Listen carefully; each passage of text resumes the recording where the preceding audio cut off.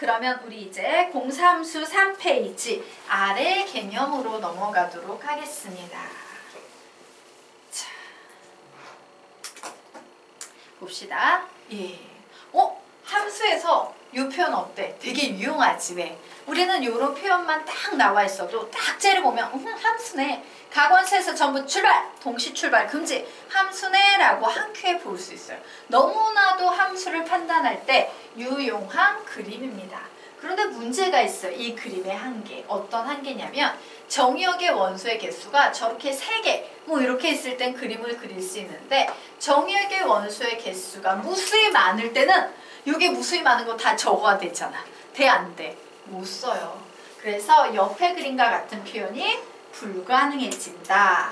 이에 대해서 수학자들은 어떤 식으로 처리를 했냐면요. 그래? 여기 원소가 너무 많아서 일일이 다 쓸 수 없다고? 좋았어.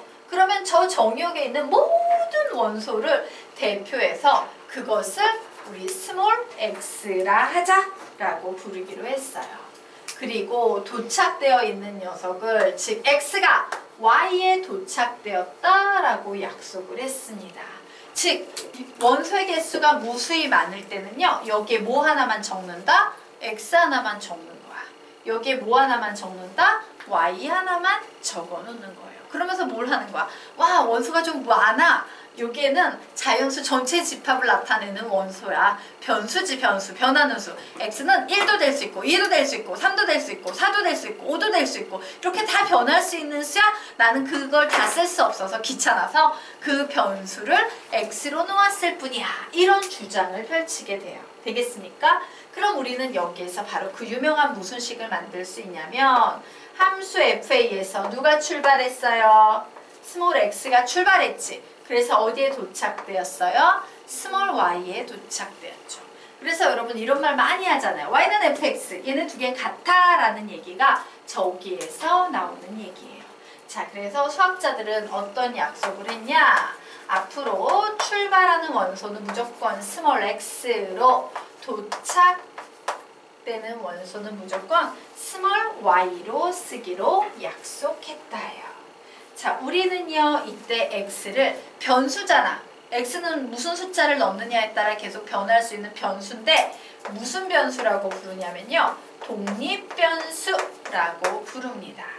자, 그리고 y를요 종속변수라고 불러요. 요거는 이 변수가 가진 속성이에요. 자, 그래서 여기에도 제목을 독립변수 x, 종속변수 y라고 제목을 달아주시면 감사하겠습니다. 독립변수 x, 종속변수 y 라고 적어놓고 기억하도록 선생님이 이런 얘기를 좀 해드리도록 할게요. 여러분 과학 시간에 성염색체 배운 적 있지? 여자의 성염색체는 XX, 남자의 성염색체는 XY 이래서 X가 여성성을 나타내고 Y가 남성성을 나타내고 인류에는요 이렇게 여자 남자도 있지만 중성인 인간들도 있어요. 양성, 중성보다는 어떤 성염색체를 가지고 있다? XXY를 가지고 있는 사람들도 있어요. 그래서 이 사람들은 나중에 20살이 됐을 때 내가 여자로 살지 남자로 살지 결정을 해가지고 주민등록증을 이제 신고하고 만들게 돼 있는 그런 인간도 드물지만 있습니다. 자, 어쨌든 우리는 이런 거 볼 때 X 하면 왠지 여자가 떠오르고 Y 하면 왠지 남자가 떠오르잖아요. 오, X 여자, Y 남자. 자, 20살의 연애입니다. 20살 이제 대학교 1학년 돼서 딱 연애를 하면 항상 남자들이 그땐 여자애들한테 질질 끌려다녀요. 이쁜 여자친구를 만나면 이제 다 해줘야 되잖아. 그래서 여자애들은 되게 독립적으로 행동해. 자기 나 오늘은 스파게티 먹고 싶어 이러면 그 커플은 무조건 스파게티 먹어야 돼. 절대로 남자가 어이씨 나 느끼해서 싫은데 나 된장찌개 먹고 싶은데 이래서 거기다 대고 야 우리 된장 먹자 이러면 헤어져 이렇게 돼버리는 거야. 그래서 여자 독립적이고 주체적인 여자한테 남자가 종속되어 있는 거야. 질질질 끌려다니는 거예요. 되겠습니까? 그러면 이게 뭐를 의미하느냐 설명드리도록 할게요. 요 밑에 요 당구장 밑에 필기를 해놓으세요. 어떤 함수식이 있어요. y는 fx라는 함수식이 있어요. 자, 이 fx라는 말의 의미는 무슨 의미냐면요. 이런 의미이기도 해요. x라는 문자를 포함한 어떤 식이 이 뒤에 나와요. 그 식이 뭔지 잘 모르겠지만 어쨌든 x라는 문자를 포함하는 식이에요 라는 의미예요. 그래서 그 x라는 문자를 포함하는 식이 예를 들어서 3x 플러스 1이라는 식이라고 가정을 해보도록 하겠습니다. 그러면 이 상황에서 독립과 주체성은 이렇게 나뉘어지는 거예요. 자, 요 직선 위에 있는 한 점을 말하는데요. 독립변수 x가 오는 자리에는 아무거나 넣을 수 있어. 나 a 넣어볼래? 이래버려. 그러면 이 종속변수 y가 오는 자리에는 아무 수나 막 넣을 수 있어? 없어? 없어요. a의 영향을 받아서 a에 종속되어 있기 때문에 이 자리에는 뭐밖에 못 들어온다? 3a 플러스 1밖에 못 들어오는 거예요. 이제 독립적인 여자애가 외치는 거야. 나 K 할래! 이러면 얘는 뭐밖에 못 돼? 3K 플러스 1밖에 못 돼요. 나 B 할래! 뭐밖에 못 돼? 3B 플러스 1밖에 못 돼. 이게 바로요. 독립과 종속의 차이예요. 독립 자리에는 우리가 문자를 가정할 때 아무 문자나 넣는 경우가 되게 많아. 하지만 그 문자에서 종속 변수는 영향을 받아서 그대로 따라와야 된다. 이게 독립과 종속의 관계야. 알겠죠? 자, 그러면 넘어가도록 하겠습니다. 자, 이제 우리 다음 페이지로 넘어가서요. 곱집합이라는 개념에 대해서 공부를 해볼 거예요. 자, 우리 앞에서 곱집합 배웠는데 나 곱집합 배운 거 기억나요? 하는 사람만 손 들어보도록 하겠습니다. 나 곱집합 선생님 수업 중에 얘기하는 거 들은 적 있어요. 한 명, 두 명. 예. 선생님이 항상 잔소리하지? 개념집 20번씩 읽으라고. 읽으셔야 돼요. 우리 곱집합 어디에서 배웠는지 알려드리도록 하겠습니다. 자, 집합. 공일 집합의 뜻과 표현, 공일 집합의 양산 17페이지. 17페이지. 맨 아래 유한집합의 원소의 개수 5번 한번 보세요. 그 밑에 뭐라고 나와 있어? NA 곱하기 B라고 나와 있어서 선생님이 이런 거 곱집합이라고 불리는 되게 특수한 애예요 라고 한번 얘기해주고 갔죠? 그 곱집합 공부 좀 하자. 자, 그 곱집합이 다시 한번 나오고 있습니다. 자, 그러면 곱집합은 우리가 이렇게 정의할 수 있어요. 곱집합의 특징은 뭐랬어? X라는 녀석은 그냥 숫자 1, 2, 3 이런 애들만 자신의 원소로 갖고 있고 뭐 Y라는 집합은 뭐 5, 6, 7, 8 이런 걸 원소로 갖고 있었는데 곱집합을 만들어 버리게 되면 얘가 실수를 자신의 원소로 갖는 게 아니라 뭐 1,5 이런 식으로 점의 좌표를 자신의 원소로 갖습니다 라고 했죠? 그래서 곱집합 이렇게 정의할게요. X, Y의 곱집합에 대해서 정의를 하자면 곱집합의 결과 만들어지는 원소의 꼴은 항상 요런 점의 좌표의 꼴을 갖는다. 자, 그런데 이때 출발하는 문자인 X는 항상 정리역 X의 원소이고 도착되는 문자인 Y는 항상 공역 Y의 원소이다. 우리는 이런 것을 X와 Y의 곱집합이라 한다 라고 이렇게 정의를 해놓도록 하겠습니다. 자, 그러면 얘기해보자. X는 이렇게 숫자 2개를 자신의 원소로 가지고 있어요. Y는 숫자 3개를 자신의 원소로 가지고 있어요. 2개를 곱집합으로 만들어낸 이 녀석은 어떤 원소를 가지고 있을까? 불러볼까? 시작! 1,4 1,4 1,5 2,3 2,4 2,5 요런 원소를 가지고 있는 차원이요. 1차원에서 2차원으로 넘어가게 하는 굉장히 의미 있는 집합이에요. 되겠습니까? 네. 그래서 봤더니 와우, 얘는 원소의 개수가 몇 개입니까? 2개. 얘는 원소의 개수가 몇 개입니까? 3개. 그런데 이 곱집합은 원소의 개수가 몇 개예요? 6개. 그 6개를 우리는 nx 곱하기 ny라고 이렇게 표현할 수 있을까 없을까? 있겠지. 그래서 와 어차피 곱하기 기호를 쓰면 새로운 집합의 원소의 개수에 대한 정보를 우리가 거저 뽑아낼 수 있으니까 많은 연산 기호 중에서도 그냥 이 곱하기 기호라고 쓰고 얘를 곱집합이라고 부르자 라고 수학자들이 이렇게 이름을 붙인 거예요. 되겠습니까? 네. 자, 그러면 곱집합의 수학적인 의미는 뭐다? 함수에서요. 그냥 실수 하나짜리 녀석을 점으로 차원을 업그레이드 시킨 거야.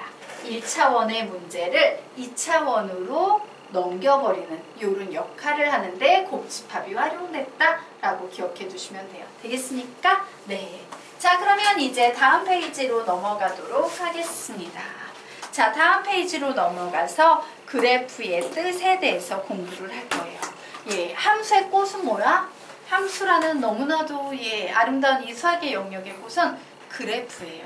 그래서 우리는 그래프의 의미를 잘 알아야 합니다. 자, 그래프라는 것은 한마디로 말하면 여러분 내가 그림을 그리려고 해. 그러면 이 그림을 그리는 이 그림의 최소 단위는 결국에 뭘까? 이 그림의 최소 단위 이 하나는 우리가 뭐라고 부르지? 점이라고 부르죠. 자, 결론 말씀드리도록 하겠습니다. 그래프는 바로 이 점이 어때? 모여있는 거지. 오, 모임은 집합이라고 부르는데 그래프는 이렇게 점을 자신의 원소로 갖는 집합이구나요. 되겠습니까? 자, 그러면 이때 어떤 특징이 있다? 요 출발하는 문자는 정의역의 원소여야 되고요. 요 도착되는 문자는 요번에는 치역의 원소, 대문자 fx여야 됩니다. 요런 치역의 원소여야 되는구나요. 자, 그래서 여기에 나와 있는 이 수학적인 내용을 세 줄에 걸쳐서 문장으로 설명드리면요. 첫 번째 줄에 적어 놓으세요. 아래로 화살표 빼서 첫 줄에 그래프는 점의 모임인데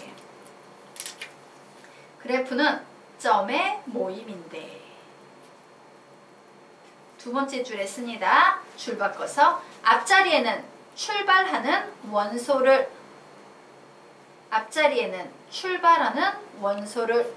줄 바꿔서 뒷자리에는 도착되는 원소를 쓴다.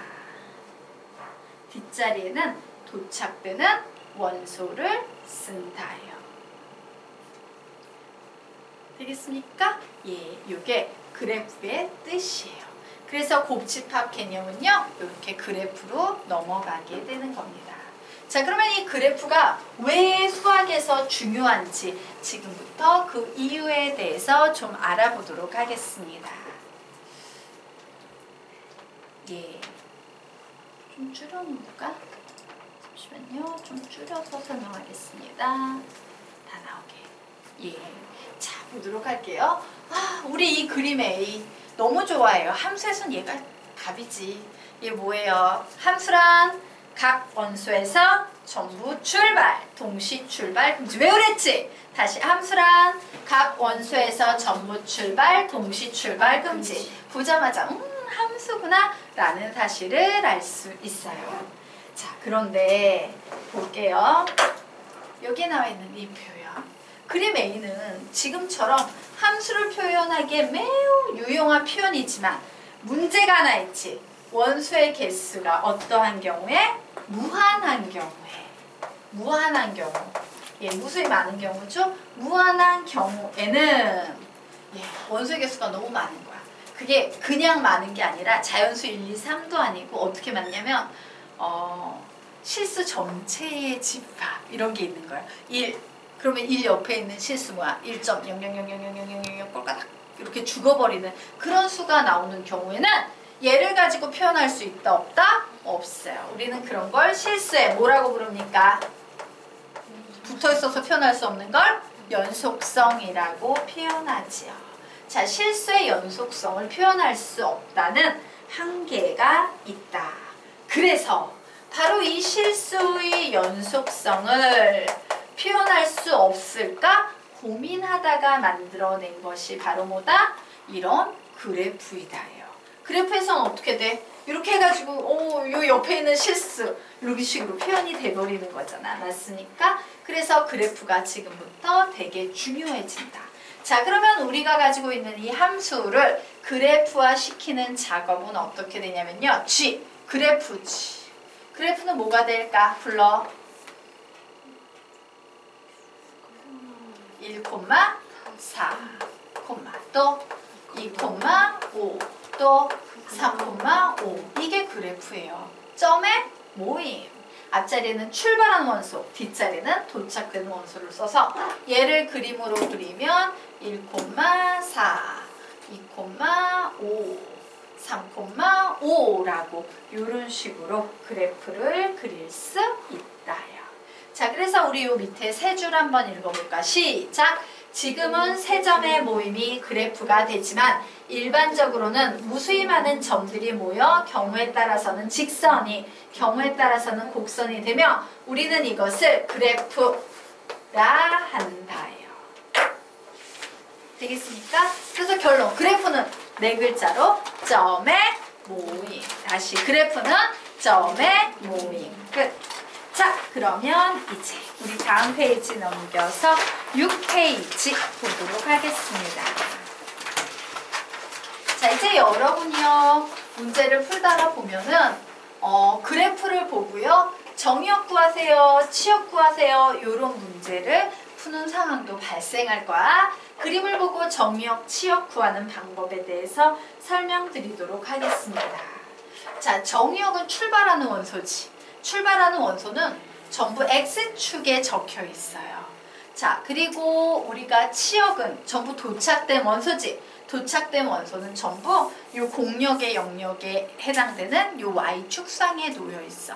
그래서 정의역과 치역은 그림을 보고 어떻게 구하냐? 첫 번째, 그림을 보고 정의역을 구하는 방법 땡땡.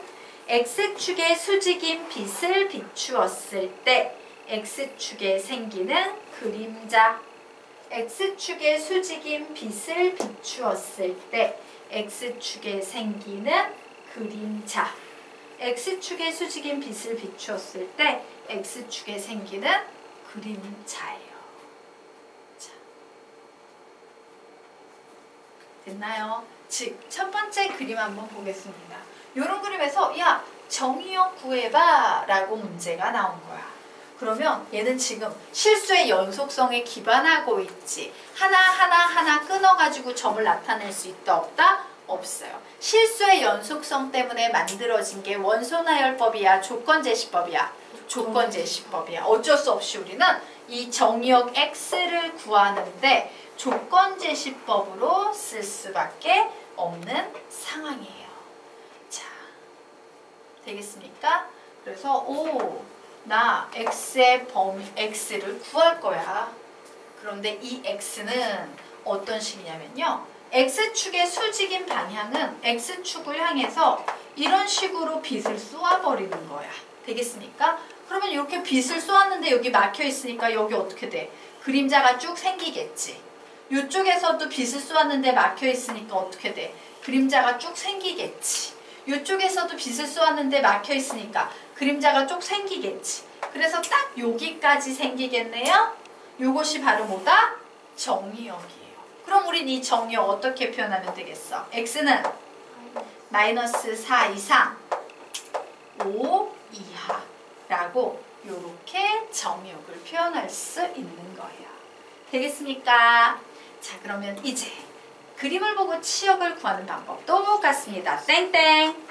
Y축의 수직인 빛을 비추었을 때 Y축에 생기는 그림자. Y축의 수직인 빛을 비추었을 때 Y축에 생기는 그림자. Y축의 수직인 빛을 비추었을 때 Y축에 생기는 그림자. 자, 이제 한번 해봤으니 눈치라는 게 생기지. 예, 막 이렇게 빛을 막 이렇게 쏘면 그림자 부분만 표시하면 이제 한 큐에 갑시다. 이만큼은 다 그림자가 되겠네. 그림자 더 이상 있어요, 없어요? 없죠? 그래서 치역은 뭐라고 표현해? F 대문자 X 이렇게 표현해야 되죠? 그리고 치역은 X 값이야, Y 값이야? 도착된 값이니까 Y 값에서 만들어지죠? Y는 몇 이상? 마이너스 3 이상, 몇 이하? 6 이하라고 이런 식으로 풀면 되는 거예요. 자, 그러면 나머지 3개 여러분이 다 해볼 수 있겠네. 자, 나머지 3개 모두 다 이런 식으로 답을 내보시기 바랍니다. 푸세요.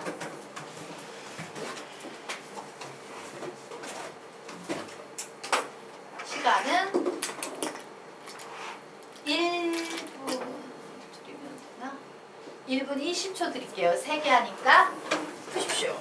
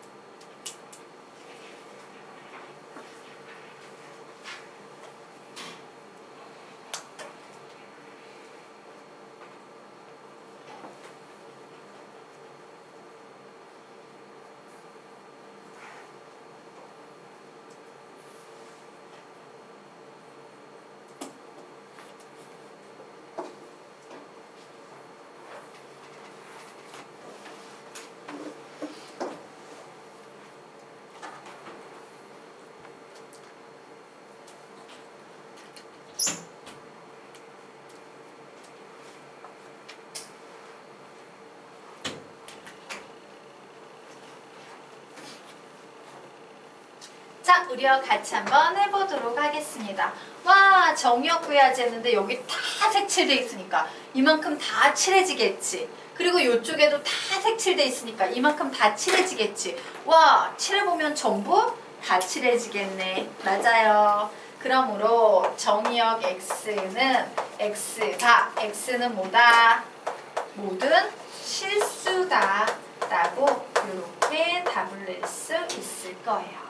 자, 그러면 이제 치역에 대해서 알아보도록 하겠습니다. 치역은 그림자 부분을 표시하면 이 부분하고요, 이 부분하고요 두 개로 나뉘어져 있죠.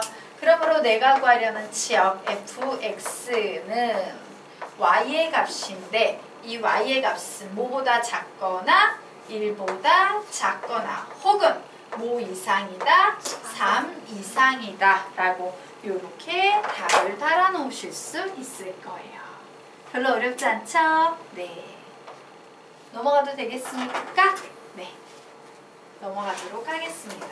자, 아래에 있는 두 문제도 같이 한번 풀어보도록 할게요. 자, 이제 또 이런 그림 나왔어요. 자, 우선 요 그림 보면 정역부터 잡아야지. 여기 뻥 뚫려 있고요. 이렇게 쭉 그림자 오다가 여기 뻥 뚫려 있고요. 여기는 그림자가 없네. 여기 다시 새까맣게 칠해줘서 쭉 오다가 여기까지 이렇게 새까맣게 칠해주겠다. 자, 그러므로 정역 x 구합니다. x가 x는 뭐라고 잡아낼 수 있다? 마이너스 4보다 크고 마이너스 2보다 작거나 혹은 x는 0 이상 4 이하라고 이렇게 답을 낼 수 있겠습니다. 자, 이제요 치역의 값 구해보도록 하겠습니다. 자, 치역은요, 와, 여기서 여기까지 다 여기 뻥 뚫리고 여기까지는 다 그림자 있는데 이쪽에서도 이만큼 다 그림자로 넘어오니까 그림자 부분 다 칠하면 요런 녀석이 나오겠네요. 자, 그래서 답을 냅니다. 치역 fx는 y좌표 값인데 y는 마이너스 3보다는 크고 5 이하이다 라고 이렇게 답을 낼 수 있을 거예요. 됐습니까? 네. 그리고 요 녀석 보도록 하겠습니다. 자, 요 녀석요. 여기 그림자 이렇게 생기는 부분을 다 표시를 했더니 쭉쭉쭉쭉쭉쭉 오는데 계속 오는데 점점 가까워지니까 안타깝지만 여기는 통과해 안 통과해요? 안 통과니까 뻥 뚫려나겠죠? 그리고 여기에서 그림자 생기는 거 표시하면 또 다 이렇게 칠할 수 있을 거예요. 와, 뭐만 아니네? 1만 아닌 모든 실수죠. 그러므로 x 바 x는 1이 아닌 모든 실수라고 답을 낼 수 있을 겁니다. 자, 마찬가지로요. y축에 생기는 그림자 부분을 봤더니 쭉 오다가 이 정근선에는 못 가니까 떵 비워두고 여기도 쭉 그림자가 올 거예요. 그러므로 치역 fx는 y바, y는 몇이 아닌 2가 아닌 모든 실수다라고 이렇게 그림을 보고요. 막가로 정역과 치역을 구해낼 수 있겠다라고 정리해 두시면 되겠습니다. 자, 됐나요? 네. 저기 될거 정리해 주십시오. 네. 자, 그러면 이제 사실 여기까지는 몸풀기예요. 뭐 중학교 때도 잘 함수를 배운 친구들은 여기까지 다 배워옵니다. 그리고 이제 이 페이지부터 순수하게 고등 수학의 함수로 넘어가게 될 거예요. 자, 선생님이 함수의 정의 외우라 그랬지? 왜? 이 정의에서부터 줄줄이 다른 함수의 정의들이 발전돼 나갈 거기 때문에 이 함수의 기본 정의도 못 외우면 함수는 그냥 때려치셔야 됩니다. 자, 함수란 각 원소에서 전부 출발. 동시 출발 금지죠. 그래. 함수랑 각 원소에서 전부 출발.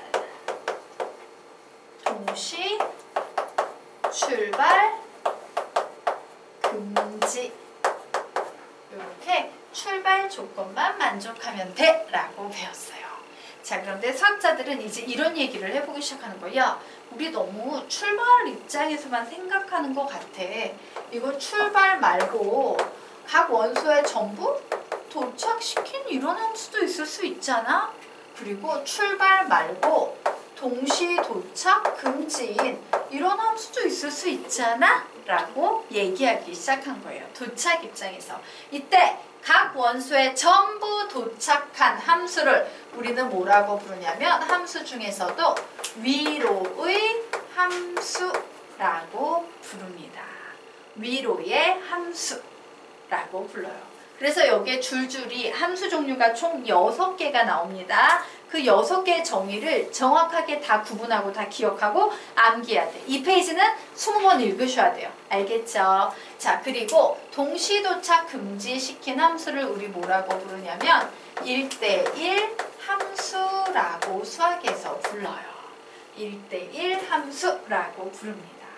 자, 그리고 위로의 함수인 동시에 1대1 함수 이 두 가지 성향을 모두 가지고 있는 이 네 번째 함수를 우리는 1대1 대응함수라고 불러요. 얘를 1대1 대응함수, 보통 줄여서 1대1 대응이다 라고 이렇게 부릅니다. 그래서 선생님이 수학을 이제 문제집, 시중 문제집이나 교과서 옛날에 한참 분석해보면 너무 놀라운 게 교과서를 문제를 내신 분들인데 교과서를 이제 집필하신 분들이 얘네 두 개를 구분을 못 해가지고 한 번은 그랬던 적도 있어요. 요즘엔 그 정도까지는 아닐 거야. 초기에 선생님 한 그 10년 좀 더 넘은 얘기다. 그때 나왔던 교과서 중에는 함수 파트의 정답 틀린 것만 40개가 넘는 그 교과서도 있었어요. 정답이 틀려요. 이거 구분을 못 해가지고 막 만들어 놓은 거야, 문제를. 그래가지고 그걸 선생님이 하나하나 그 40문제를 다 찾아가지고 다 정리해가지고 야 이거 큰일 났다. 학교 선생님이 교과서 그대로 시험을 냈는데 정답이 아닌 잘못된 걸 내면은 큰일 나잖아.